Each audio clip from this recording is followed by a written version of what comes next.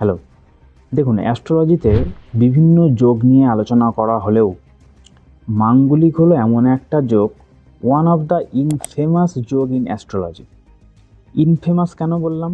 কেননা মাঙ্গলিক যোগটা যোগ না, মাঙ্গলিক দোষ নামে পরিচিত। কেননা মাঙ্গলিক দোষ নিয়ে প্রথমত সমাজে একটা ভয় প্রচলন আছে। আর এই মাঙ্গলিক ব্যাপারটা কিন্তু বেশিরভাগ দেখবেন বিবাহের সময়েই মাথাচাড়া দিয়ে ওঠে। এখানে সবথেকে বড় মিসকনসেপশন হলো, একটা মাঙ্গলিকের সাথে যদি একটা নন মাঙ্গলিকের বিয়ে হয় তাহলে তার নাকি ডেথ হয়ে যায়। দেখুন, সব ক্ষেত্রে কিন্তু এই বিষয়টা সত্য না। সব ক্ষেত্রে কেন বললাম? এই ডেথের কারণটা নিয়ে আমি পরে আসছি। মাঙ্গলিকের জন্য যেটা হয়, মেয়েদের বিয়ে হতে দেরি হয় এবং ছেলেদের জবের জায়গায় কিন্তু আপ ডাউন হয়, ঘন ঘন জব চেঞ্জ হতে পারে। দেখুন, স্থান কাল পাত্র এর উপরে ডিপেন্ড করে কিন্তু অ্যাস্ট্রোলজির বিভিন্ন কনসেপ্ট চেঞ্জ হয়ে যায়, ঠিক আছে? সময়ের সাথে সাথে আমাদের অ্যাস্ট্রোলজির কনসেপ্টটাকে কিন্তু মডিফাই করতে হয়েছে, ঠিক আছে? এখনকার দিনে চিকিৎসাশাস্ত্র উন্নত, এখনকার দিনে কিন্তু হুটপাট কোনো মানুষের ডেথ হয় না। তো চলুন আমি এক এক করে বলি যে মাঙ্গলিক কখন হয়, কোন গ্রহগত অবস্থানে মানুষের কুষ্টিতে মাঙ্গলিক দোষের সৃষ্টি হয় এবং মাঙ্গলিক দোষের ফলে মেনলি কী কী প্রভাব পড়ে, এবং আলটিমেটলি লাস্টে আমরা দেখব যে কোন কোন বিষয়ে জন্মকুষ্ঠিতে প্রেজেন্ট থাকলে সেই মাঙ্গলিক দোষ আবার ক্যান্সেলেশন হয়ে যায়। ওকে, তো চলুন আমি স্ক্রিনে গিয়ে বোঝাচ্ছি। দেখুন, আপনারা কম বেশি সবাই জন্মকুষ্ঠি দেখতে জানেন, অনেকে জানেন না। আর যদি আপনাদের কাছে জন্মকুষ্ঠি না থাকে, এখনকার স্মার্ট যুগে ডাইরেক্ট গুগলে চলে যান, সেখানে ফ্রি জন্মকুণ্ডলী বলে সার্চ করুন। যে কোনো র্যান্ডম একটা ওয়েবসাইটে গিয়ে আপনার নাম, আপনার জন্মের সময়, জন্মের স্থান এবং জন্ম তারিখ দিয়ে সার্চ করুন, আপনার সামনে এরকম একটা জন্মকুণ্ডলী চলে আসবে। এক একটা সফটওয়্যারে এক এক রকম স্টাইলে দেওয়া থাকে। কিছু কিছু সফটওয়্যারে নর্থ ইন্ডিয়ান স্টাইল, কিছু কিছু সফটওয়্যারে ইস্ট ইন্ডিয়ান স্টাইলে দেওয়া থাকে। আমি দুই রকম স্টাইলেই আপনাদের ভেঙে বুঝিয়ে বলার চেষ্টা করব। দেখুন, মানুষের জন্মকুষ্ঠিতে কিন্তু 12টি হাউস রয়েছে, ঠিক আছে? 12টি হাউস, 9টি প্ল্যানেট এবং 12টি রাশি। এই 12 9 12 এই নিয়েই কিন্তু মেনলি কুষ্টি বিচার করা হয়। এই নিয়ে অলরেডি আমি একটা ভিডিও তৈরি করেছি, বেসিক লেভেলের ভিডিও, আপনারা চাইলে দেখে আসতে পারেন। তো দেখুন, মানুষের জন্মকুষ্ঠিতে মেনলি 12টা হাউস: 1, 2, 3, 4, 5, 6, এটা 7 নম্বর হাউস, তারপরে এটা 8 নম্বর হাউস, এটা 9 নম্বর হাউস, এটা 10 নম্বর হাউস, এটা 11 নম্বর, এটা 12 নম্বর। এটা আমি রোমান হরফে লিখে বোঝালাম, এই হাউসের নাম্বারগুলো কিন্তু লেখা থাকে না। হাউসগুলো কিন্তু নর্থ ইন্ডিয়ান চার্টে ফিক্সড হয়। এটা আমার আপনার সবার জন্য ফার্স্ট হাউস, আপনার পাশের বাড়ির দাদা বৌদিরও তাই। তারপরে এটা সেকেন্ড হাউস, সবার জন্যই তাই। এটা থার্ড, এটা ফোর্থ, এটা ফিফথ। অ্যান্টি ক্লকওয়াইজ রোটেট হয়। ফার্স্ট হাউসে যে রাশির নাম্বার লেখা থাকে সেটা হয় আপনার লগ্ন। 9 লেখা থাকলে সেটা আপনার 9 নম্বর হাউস না, মানে আপনার ধনু লগ্ন। 9 নম্বর হলো ধনু রাশি। 7 লেখা থাকলে তার মানে আপনার তুলা লগ্ন। এগুলো একদম বেসিক লেভেলের জিনিস। আপনারা বেসিক অ্যাস্ট্রোলজি শিখতে চাইলে আমার বেসিক অ্যাস্ট্রোলজি প্লেলিস্টে ক্লিক করে বিভিন্ন বেসিক অ্যাস্ট্রোলজি বিষয়ক ভিডিও দেখতে পারেন এবং সেখান থেকে শিখতে পারেন। তো নর্থ ইন্ডিয়ান স্টাইল চার্টে হাউসগুলো কিন্তু ফিক্সড থাকে, রাশিগুলো রোটেট হয়। আর ইস্ট ইন্ডিয়ান চার্টে যেখানে লগ্ন লেখা থাকে সেটা গিয়ে হয়ে যায় ফার্স্ট হাউস, সেখান থেকে অ্যান্টি ক্লকওয়াইজ গুনতে হয়। এখানে লেখা থাকলে এটা হবে আপনার সেকেন্ড হাউস, এটা হবে আপনার থার্ড হাউস, এটা হবে তখন আপনার ফোর্থ হাউস, এটা ফিফথ হাউস, এটা সিক্সথ হাউস, এটা সেভেন্থ হাউস। এইভাবে কিন্তু অ্যান্টি ক্লকওয়াইজ রোটেট হবে। যদি আপনার এখানে লেখা থাকে তাহলে এটা হবে ফার্স্ট হাউস, এটা হবে তখন আপনার সেকেন্ড হাউস, এটা হবে থার্ড, তখন এটা হবে ফোর্থ, এটা ফিফথ। এইভাবে কিন্তু অ্যান্টি ক্লকওয়াইজ তখন এই ঘরগুলো কিন্তু রোটেট হবে। ইস্ট ইন্ডিয়ান চার্টে রাশিগুলোকে ফিক্সড রাখা হয় এবং হাউসগুলোকে রোটেট করা হয়। তো মেনলি মাঙ্গলিক যোগ কখন হয়, মাঙ্গলিক দোষ কখন হয়? যখন কিনা কোনো মানুষের বাচ্চাটে 1 নম্বর, 4 নম্বর, 7 নম্বর, 8 নম্বর এবং 12 নম্বর, 1, 4, 7, 8 এবং 12, এই হাউসগুলোতে মার্স মঙ্গল গ্রহের প্লেসমেন্ট থাকে তখন তার কুষ্টিতে মাঙ্গলিক দোষ সংগঠিত হয়। ঠিক আছে, অনেক অনেক জায়গায় এটাও কাউন্ট করা হয় এই 2 নম্বর হাউসে যদি কারুর মার্স প্ল্যানেট প্লেসমেন্ট থাকে, সেক্ষেত্রে এটাকেও মাঙ্গলিক দোষ হিসেবে ধরা হয়। নর্থ ইন্ডিয়ান অ্যাস্ট্রোলজাররা কিন্তু সেকেন্ড হাউসে মার্সের প্লেসমেন্টকে মাঙ্গলিক দোষ হিসেবে মানে না, সাউথ ইন্ডিয়ান অ্যাস্ট্রোলজাররা আবার এটা মানে। ঠিক আছে, বুঝতে পারলেন? যদি বুঝতে না পারেন কমেন্ট বক্সে কমেন্ট করুন, আমি উত্তর দিয়ে বুঝিয়ে দেওয়ার চেষ্টা করব। তো এই হাউসগুলোই কেননা দেখুন, এই হাউসগুলোতে বসে মার্স কিন্তু সেভেন্থ হাউসকে রেজাল্টকে ইম্প্যাক্ট করে। সেভেন্থ হাউস দিয়ে আমরা বিবাহিত জীবন দেখি। 4 নম্বর হাউসে যদি মঙ্গল গ্রহ বসে, তো সেখান থেকে তার ফোর্থ এসপেক্ট, চতুর্থ দৃষ্টি দিয়ে সে 7 নম্বর হাউসকে দেখে। যদি মার্স 12th হাউসে থাকে, সেখান থেকে 8 নম্বর দৃষ্টি দিয়ে সেভেন্থ হাউসকে দেখে। যদি ফার্স্ট হাউসে মার্স থাকে, সেখান থেকে তার সেভেন্থ এসপেক্ট দিয়ে মার্স 7 নম্বর ঘরকে দেখে। তো 7 নম্বর ঘর, সেভেন্থ হাউস হলো আমাদের বিবাহিত জীবনকে দেখা হয়, ম্যারিটাল হ্যাপিনেসকে দেখা হয়। ঠিক আছে, আমাদের স্পাউসকে দেখা হয়, লাইফ পার্টনারকে দেখা হয়। তো মাঙ্গলিক যে দোষ, এই যে ব্যাপারটা, মার্স তো একটা ন্যাচারাল মেলেফিক প্ল্যানেট। ঠিক আছে, তো এই 1, 4, 7, 8, 12-র মধ্যে যে কোনো একটি হাউসে মার্স বসলে কিন্তু সেখান থেকে সে সেভেন্থ হাউসের রেজাল্টকে কিন্তু ইম্প্যাক্ট করবে, প্রভাবিত করবে। তো কিভাবে প্রভাবিত করে? দেখুন, প্রথমে আমাদের মার্সের নেচারটাকে জানতে হবে। মার্স হলো অ্যাস্ট্রোলজিতে সেনাপতি। ঠিক আছে, তো সেনাপতির বেসিক নেচার কি? অ্যাগ্রেসিভ মনোভাব। তো মার্স যেখানে বসবে সেখানে কিন্তু স্বাভাবিকভাবেই সেই এনার্জি যাবে, অ্যাগ্রেশন ফুটে উঠবে সেই মানুষের মধ্যে। সেভেন্থ হাউস হলো বিবাহিত জীবন, আর এইটথ হাউস হলো শ্বশুরবাড়ি, ইনলস ফ্যামিলি। তো আপনি যদি একটা মানুষের সঙ্গে কন্টিনিউ অ্যাগ্রেসিভ মনোভাব বজায় রেখে চলেন, তার সামনে সবসময় অ্যাগ্রেশন দেখান, আপনার অপোজিটে যে আছে সে কিন্তু লং টাইম ধরে এই জিনিসটা মেনে নেবে না। ঠিক আছে, একটা সময় কিন্তু আর্গুমেন্ট সৃষ্টি হবে এবং সেখান থেকে সেপারেশন হবে, স্ট্রেস বাড়বে, ডিভোর্স পর্যন্ত হতে পারে। তো মার্স সেভেন্থ হাউস বা এইটথ হাউসে বসে, বা এই যে 1, 4, 12 এই হাউসে বসে কিন্তু সেভেন্থ বা এইটথ হাউসে এই অ্যাগ্রেশন মনোভাব সৃষ্টি করে, এই অ্যাগ্রেশন মনোভাব নিয়ে আসে। তো মার্স কিন্তু এইভাবে এই বিবাহিত জীবনকে ইম্প্যাক্ট করে। তবে এখানে পজিটিভ দিক কি? তো দেখুন, আমি যাকে গুরু হিসেবে মানি, তো সে বলে কি, বাধাই হো আপ মাঙ্গলিক হো। তো মার্সের কিন্তু পজিটিভ দিক আছে। মার্স হলো প্রোটেক্টর। ঠিক আছে, মার্স সেনাপতি। সেনাপতি যেমন অ্যাগ্রেশন মনোভাব নিয়ে চলে, সেমন সে তার দেশকে প্রোটেক্ট করে, সে তার ল্যান্ডকে প্রোটেক্ট করাই কাজ। তো মাঙ্গলিক ছেলেরা কিন্তু খুব প্রোটেক্টরও হয়, নিজের লাইফ পার্টনার, নিজের ওয়াইফকে কিন্তু সে প্রোটেক্ট করে। মঙ্গলের প্লেসমেন্ট, সাইন প্লেসমেন্ট যদি ভালো হয়, সেক্ষেত্রে কিন্তু সে ভালো ভূমিকা পালন করে। ঠিক আছে, আর প্রত্যেকটা প্ল্যানেটের মতো কিন্তু মার্স প্ল্যানেটেরও কিন্তু একটা ম্যাচিওর এজ আছে। It starts releasing it's aggressive nature from 28। ঠিক আছে, 28 এজের পরের থেকে কিন্তু মার্স তার যে এনার্জি, সেটা কিন্তু রিলিজ করতে শুরু করে। তার যে অ্যাগ্রেশন মনোভাব, সেটা কিন্তু আস্তে আস্তে সেই মানুষের 28 এজের পরের থেকে কমতে থাকে। ঠিক আছে, 31 এজের কাছাকাছি আসলে কিন্তু মোটামুটি সে পুরোপুরি ম্যাচিওর হয়ে যায়।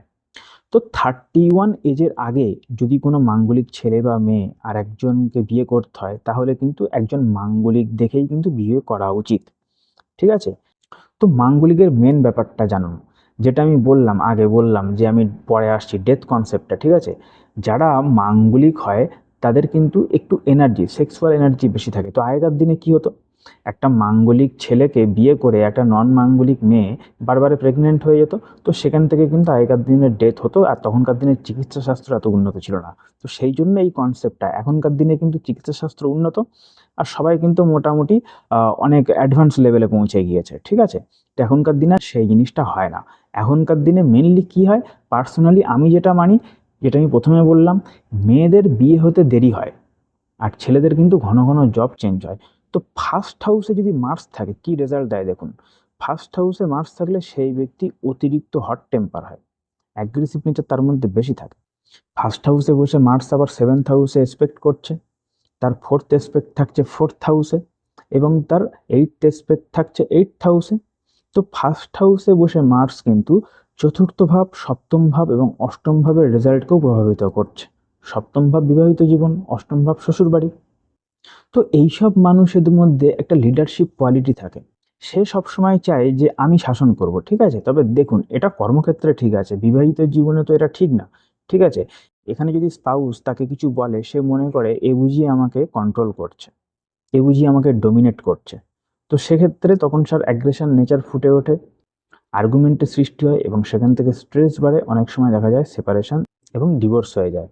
তবে শুধুমাত্র মাঙ্গলিক ব্যক্তির কিন্তু একটাই মাঙ্গলিক কারণের জন্য ডিভোর্স হয় না, সেক্ষেত্রে কিন্তু কুষ্টিতে আরও ৩-৪টে বিষয় মেলা জরুরি, ঠিক আছে? অনেকগুলো ম্যাটার কিন্তু আমাদের কনসিডার করতে হয়, ঠিক আছে, সেপারেশন বা ডিভোর্সের ক্ষেত্রে। ওকে, ফার্স্ট হাউসে মার্স কিন্তু তার স্বপ্ন পূরণের জন্য সবার থেকে বেশি হলেও দৌড়াতে প্রস্তুত, এইরকম মনোভাব থাকে। সে চায় যে আমি করে দেখিয়ে দেবো সামনের মানুষকে আমি করতে পারি কিনা, এরকম একটা মেন্টালিটি থাকে, তার মধ্যে একটা লিডারশিপ মেন্টালিটি থাকে। তো এবার আসছি ফোর্থ হাউস। দেখুন, ফোর্থ হাউসে মার্স যদি বসে, সেখানে কিন্তু ডোমেস্টিক ভায়োলেন্সের সৃষ্টি হয়, ঠিক আছে? ফোর্থ হাউস আমাদের হলো গৃহ, আমাদের গৃহ সুখ। ফোর্থ হাউসে মার্স থাকলে এই ব্যক্তি কিন্তু তার মায়ের সাথেও অ্যাগ্রেসিভ মনোভাব দেখায়, এবং ফোর্থ হাউসে বসে মার্স প্ল্যানেট তার ফোর্থ এসপেক্ট দিয়ে সেভেন্থ হাউসকে দেখছে, এবং সেভেন্থ এসপেক্ট দিয়ে 10th হাউসকে দেখছে, মানে তার কর্মের জায়গাকে দেখছে। তো কর্মের জায়গাতে কিন্তু কলিগসের সাথে দেখবেন ঘন ঘন না চাইতেই আনওয়ান্টেডভাবে ঝগড়া ঝামেলার সৃষ্টি হয়। ফোর্থ হাউসে বসে মার্স আবার কিন্তু তার 8th এসপেক্ট দিচ্ছে কোথায়? 11th হাউসে। তো ফ্রেন্ডদের সাথেও কিন্তু এইসব মানুষের কিন্তু খুব একটা বনিবনা হয় না। তো ফোর্থ হাউসে বসলে অনেক সময় ডোমেস্টিক ভায়োলেন্সের সৃষ্টি হয়, এবং দেখা যায় এই মানুষের ঘন ঘন জব চেঞ্জ হয় এবং তার এফেক্ট পড়ে তার ফিনান্সে। তবে ফোর্থ হাউসে মার্স কিন্তু কোনো মানুষকে ক্রিয়েটিভ বানায়, এনথুয়াস্টিক বানায়, ঠিক আছে, চার্মিং বানায়, এবং লোকে তার প্রতি অ্যাট্রাক্ট হয়। তো মাঝে মধ্যে কিন্তু একটা ডোমেস্টিক অ্যাফেয়ার হয়ে যেতে পারে। এছাড়া ফোর্থ হাউসে মার্স থাকলে সে কিন্তু ল্যান্ড, প্রপার্টি, বাড়ি, গাড়ি করতে পারে, ঠিক আছে? তবে দেখা যাবে সেই প্রপার্টিতে কোনো ডিসপুট থেকে থাকবে, ঝগড়া বিবাদ হতে পারে, ঠিক আছে? ফোর্থ হাউসে মার্স থাকলে সে কিন্তু ভালো বাড়ি করতে পারে, তবে সে কিন্তু সেখানে হ্যাপি থাকতে পারে না। এরপরে আসছি সেভেন্থ হাউস। সেভেন্থ হাউসে মার্সের প্লেসমেন্ট মাঙ্গলিক হিসেবে ধরা হয়। তো সেভেন্থ হাউস তো হলো মেনলি ম্যারেজের জায়গা। তো স্বাভাবিকভাবে সেভেন্থ হাউসে মার্স থাকলে তার এনার্জি যাচ্ছে তার স্পাউসে। তো এই ব্যক্তি এবং এই ব্যক্তির ওয়াইফের দুজনেরই কিন্তু বিয়ের আগে বা পরে মোটামুটি কিন্তু একটু থাকতে পারে, ঠিক আছে? তো সেভেন্থ হাউসে মার্স কিন্তু অ্যাগ্রেশন সৃষ্টি করে, দাম্পত্য জীবনে কিন্তু ভায়োলেন্সের সৃষ্টি হয়। তো এক্ষেত্রে কিন্তু সেভেন্থ হাউসে মার্স প্লেসমেন্ট থাকলে 31 এজের আগে যদি কেউ বিয়ে করে মাঙ্গলিক ব্যক্তি, সে কিন্তু একটা মাঙ্গলিক ব্যক্তিকেই কিন্তু বিবাহ করা উচিত, ঠিক আছে? তাহলেই কিন্তু সেক্সুয়াল মেন্টালিটি ম্যাচ খায়, না হলে কিন্তু বিয়ে করা উচিত না। তবে সেভেন্থ হাউসে মার্সের প্লেসমেন্ট, সাইন প্লেসমেন্ট মানে রাশি যদি ভালো হয়, ঠিক আছে, তাহলে কিন্তু এই ব্যক্তি খুব প্রোটেক্টিভ হয়ে থাকে। এছাড়া সেভেন্থ হাউসে বসে সেম, সে 10th হাউসে তার ফোর্থ এসপেক্ট দিচ্ছে, এবং তার সেভেন্থ এসপেক্ট সোজাসুজি লগ্নে পড়ছে, মানে নিজেকে দেখছে। তো এই ব্যক্তি শর্ট টেম্পারের হবে। তো 10th হাউসে এসপেক্ট দেওয়ার দরুন এর কিন্তু মোটামুটি ঘন ঘন জব চেঞ্জ হবে, প্রফেশনালি কিন্তু সে সহজে সাকসেস হতে পারবে না, ঠিক আছে? এবং তার এফেক্ট গিয়ে পড়বে কিন্তু তার ফাইন্যান্সে, ফিনান্সিয়াল ট্রাভেলের মুখে কিন্তু তাকে পড়তে হবে। তবে সেভেন্থ হাউসে মার্স থাকলে সে কিন্তু ভালো বিজনেস করতে পারে, ঠিক আছে, কেননা তার মধ্যে লিডারশিপ কোয়ালিটি জন্মায়, সে ভালো টিম লিডার হতে পারে। তবে সেভেন্থ হাউসে মার্স কিন্তু বিজনেসের জন্য ঠিক আছে, বিবাহিত জীবনের জন্য কিন্তু একদমই ভালো নয়। এরপরে আসছি এইটথ হাউস। দেখুন, এইটথ হাউস কিন্তু একটা সিক্রেসির হাউস, ঠিক আছে, মানুষের লংগেজিভিটির হাউস, সাডেন ইভেন্টের হাউস। এইটথ হাউসে মার্স থাকলে, মার্স কিন্তু অ্যাক্সিডেন্টের কারক গ্রহ, এইটথ হাউসে মার্স থাকলে মোটামুটি ছোট বড় অ্যাক্সিডেন্ট কিন্তু সেই মানুষের হবেই হবে। তো এইটথ হাউসে মার্স কিন্তু অনেক সময় লংগেজিভিটিকে ড্যামেজ করে, ঠিক আছে? এবং এইটথ হাউস যেহেতু সিক্রেসির হাউস, আর প্রথমেই বললাম মার্স কিন্তু একটা সেক্সুয়াল এনার্জি, ঠিক আছে, যারা মাঙ্গলিক হয় তাদের কিন্তু একটু এনার্জি বেশি থাকে। তো সিক্রেটভাবে তারা কিন্তু মোটামুটি একটা অবৈধ সম্পর্কে জড়াতে পারে, এরকম দেখা যায়। এবং মোটামুটি সেটা যদি ফ্ল্যাশ হয়ে যায়, তাহলে এখনকার দিনে কিন্তু সেপারেশন, ডিভোর্স কিন্তু এক কথায় হয়ে যাবে। এছাড়া এইটথ হাউস ইনলস ফ্যামিলি, মানুষের যখন বিয়ে হয় শুধু দুটো মানুষের হয় না, দুটো পরিবারের মধ্যেও হয়, ঠিক আছে? তো সেখানে যখন সে মানুষ গিয়ে অ্যাগ্রেশন মনোভাব দেখাবে, ঠিক আছে, তারা যখন কিছু বলবে, তখন এ যখন মনে করবে যে ওরা বুঝি মনে হয় আমাকে কন্ট্রোল করছে, ঠিক আছে? তো এইরকম নেচারের মনোভাব তৈরি হওয়াতে সেখানেও কিন্তু একটা ডোমেস্টিক ভায়োলেন্সের সৃষ্টি হবে, আর আপনার সামনে যে মানুষটা রয়েছে তারা কিন্তু লং টাইম ধরে মোটামুটি আপনার এই অ্যাগ্রেসিভ মনোভাব কিন্তু সহ্য করবে না। তো সেক্ষেত্রেও কিন্তু মোটামুটি এখনকার দিনে এই প্রবলেমগুলো হয়ে থাকে। এরপরে হলো টুয়েলভ হাউস। টুয়েলভ হাউসও সেম, টুয়েলভ হাউসে বসে কিন্তু মোটামুটি সে তার এইট এসপেক্ট দিচ্ছে সেভেন্থ হাউসে, এবং বিবাহিত জীবনকে প্রভাবিত করছে। আর 12th হাউস হলো বেড প্লেজারের ঘর, সেক্সুয়াল প্লেজারের ঘর। ঠিক আছে, এখানেও কিন্তু মার্স মোটামুটি ভালোভাবে প্লেসমেন্ট না থাকলেও মোটামুটি কিন্তু একটু ইলিসিট রিলেশন তৈরি হতে পারে। তো এই জন্য এইসব মানুষের কিন্তু একজন মাঙ্গলিকের আর একজন মাঙ্গলিক ব্যক্তির সঙ্গে বিবাহ করা উচিত, না হলে কিন্তু মোটামুটি একটা ডিসস্যাটিসফ্যাকশন থেকেই যায়। এটা কিন্তু বিবাহিত জীবনের খুব গুরুত্বপূর্ণ একটা বিষয়। ঠিক আছে, তো যদি আপনারা এই পর্যন্ত বুঝতে না পারেন, ঠিক আছে, কমেন্ট বক্সে কমেন্ট করতে পারেন। যারা মোটামুটি লার্নার আছেন, শিখছেন, ঠিক আছে, আর আপনাদের কোন হাউসে মার্স প্লেসমেন্ট রয়েছে আপনারা কমেন্ট বক্সে কমেন্ট করুন। তো এরপর আসবো পুষ্টিতে কোন কোন বিষয় প্রেজেন্ট থাকলে মাঙ্গলিক দোষ ক্যান্সেলেশন হয়ে যায়, দূরীভূত হয়ে যায়। ঠিক আছে, দেখুন 1, 4, 7, 8, 12 এই হাউসে যদি মঙ্গল গ্রহ প্লেসমেন্ট থাকে তাহলে সে মাঙ্গলিক হয়, সেটা তো বুঝলেন। তো যদি এই 1, 4, 7, 8, 12 ঘরে মার্স বসে রয়েছে, সেখানে রাশি যদি মার্সের নিজের রাশি হয়, এরিস বা স্করপিও হয়, তাহলে কিন্তু মাঙ্গলিক দোষ ক্যান্সেলেশন হয়ে যায়। কেননা কেউই নিজের প্রপার্টিতে বসে চাইবে না তার প্রপার্টি ধ্বংস হয়ে যাক। ঠিক আছে, তো 1 নম্বর গেল। 2 নম্বর কি হবে? 1, 4, 7, 8, 12তে মার্স মঙ্গল গ্রহ যদি প্লেসমেন্ট থাকে আর যার সঙ্গে বিয়ে হবে তার চার্টে যদি এই 1, 4, 7, 8, 12 হাউসের মধ্যে কোনো একটি হাউসে স্যাটার্ন প্ল্যানেট শনিদেব অবস্থান করে, তাহলে কিন্তু তাদের মধ্যে বিবাহ দেওয়া যেতে পারে। সেক্ষেত্রে মাঙ্গলিক দোষ ক্যান্সেল হয়ে যায়। 1, 4, 7, 8, 12 এই হাউসগুলোর মধ্যে যে কোনো একটা হাউসে মার্স প্লেসমেন্ট থাকলে আর জুপিটার যদি 6th হাউসে প্লেসমেন্ট থাকে, হ্যাঁ স্পেশালি 6th হাউস, কেন? কারণ 6th হাউস হলো ডিসপুট, অবস্টাকেলস, রোগ, ঋণ, শত্রু এইসবের ঘর। তো সেক্ষেত্রে জুপিটার যখন 6th হাউসে বসছে তো ডিসপুটটাকেই রোধ করে দিচ্ছে। ঠিক আছে, সেক্ষেত্রেও কিন্তু মাঙ্গলিক দোষ ক্যান্সেল হয়ে যায়। 4 নম্বর, 1, 4, 7, 8, 12 ঘরে মার্স বসে থাকলে সেই হাউসে মার্স বসে থাকাকালীন যদি দুটো বেনিফিক প্ল্যানেট দ্বারা হেমড হয়, মানে সেখানে যদি শুভকর্তরী যোগের সৃষ্টি হয়, সেক্ষেত্রেও কিন্তু মার্সের এই মাঙ্গলিক দোষের প্রভাব কিন্তু কমে যায়, ডিসমিস হয়ে যায়। 1, 4, 7, 8, 12তে মার্স প্লেসমেন্ট থাকাকালীন যদি জুপিটার যদি সেখানে কনজাঙ্ক্ট থাকে, জুপিটার সেই ঘরে বসে থাকে, বা জুপিটার যদি সেখানে এসপেক্ট দেয় অন্য কোনো ঘরে বসে, সেই মার্স যে ঘরে বসে রয়েছে সেখানে যদি জুপিটারের এসপেক্ট থাকে, তাহলেও কিন্তু মাঙ্গলিক দোষ ক্যান্সেলেশন হয়ে যায়।